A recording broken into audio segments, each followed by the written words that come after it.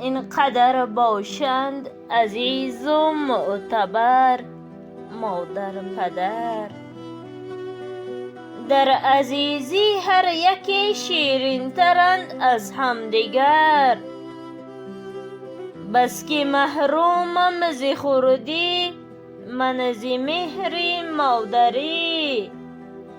زین سبب دارم پدر را من دو چندان دوستتر. گر پدر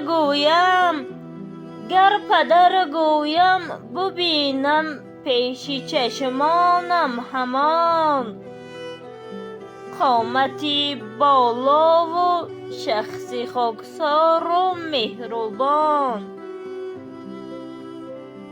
بهر فرزندان خود دلسوز و غمخوار و انیس، راستگو حاضر جواب آزاده و شیرین زبان.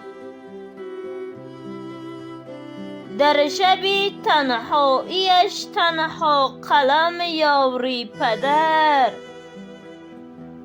ترجمه هجو و سرود و اپرا کاری پدر.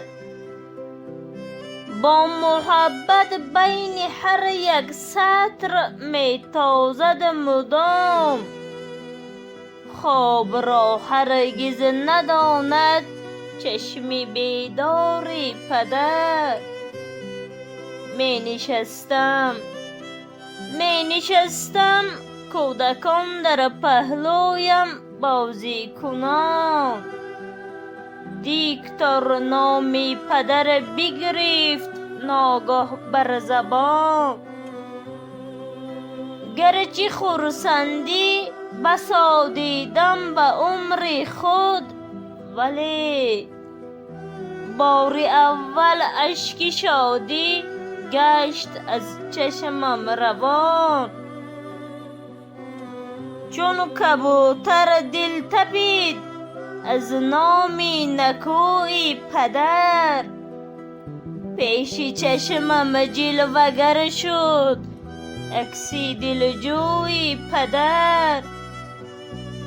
تا فشارم دست مهنت دوست را فرزندوار، طبع بالا پر کشادن می کشد سوی پدر.